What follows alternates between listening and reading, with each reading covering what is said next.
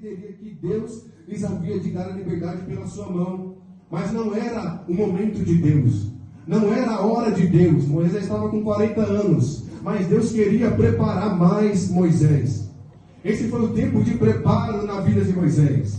Meus irmãos, Deus, para Ele exercer o seu propósito na terra, Ele usa homens, Ele usa mulheres. Eu coloquei aqui no meu esboço, o Deus que usa homem.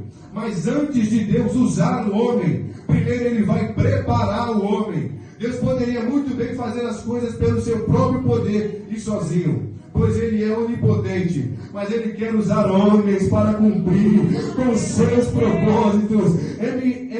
M. Baldes diz assim em seu livro Poder pela Oração, ele diz: o plano de Deus era usar o homem, e usá-lo muito mais do que qualquer outra coisa. Homens são método de Deus. A igreja está procurando métodos melhores, mas Deus está buscando homens melhores.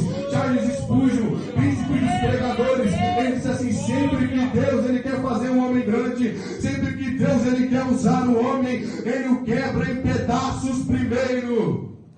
Moisés estava aqui sendo preparado por Deus, ele estava sendo quebrado por Deus. Ele vai para Midian, pastor. Agora ele vai ser pastor de ovelhas, e esse era um trabalho muito difícil, ser pastor de ovelhas. As ovelhas não são um animal muito racional, muito inteligente, mas esse momento era um momento de preparo de Moisés. Aliás, Deus estava preparando ele ali em Midian. E meus irmãos, a Bíblia diz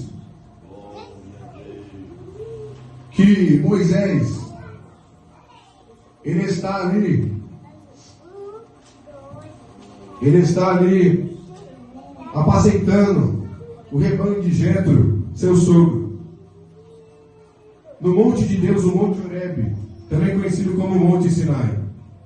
E a Bíblia diz, meus irmãos, que Moisés ele vai ter uma visão de Deus. E apareceu-lhe aqui o versículo 2, apareceu-lhe o anjo do Senhor em uma chama de fogo.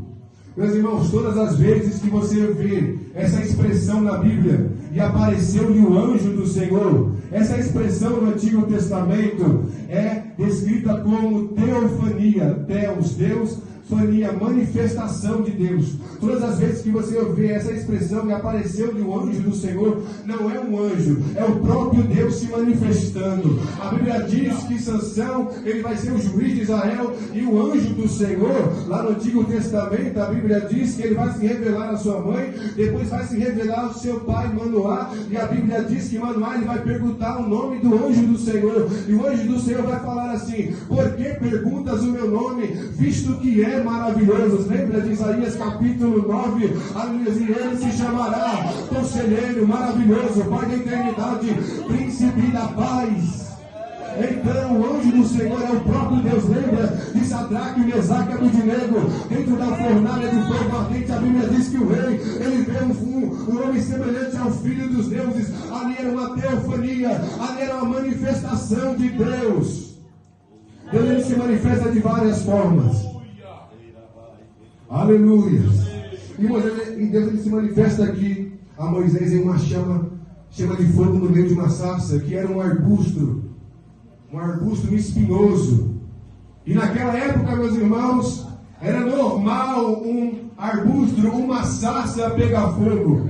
Era normal isso acontecer, era comum. Moisés ele via muito isso acontecer. Só o que atrai Moisés, o que chama a atenção de Moisés, é que a sarça pegava fogo, mas ela não se consumia, porque a sarça não era da terra, porque a sarça era do céu, a sarça não era do homem, a sarça não era da terra, a sarça era de Deus. Isso chama a atenção de Moisés, isso atrai Moisés. Deus está atraindo Moisés para o chamado que ele vai entregar para Moisés.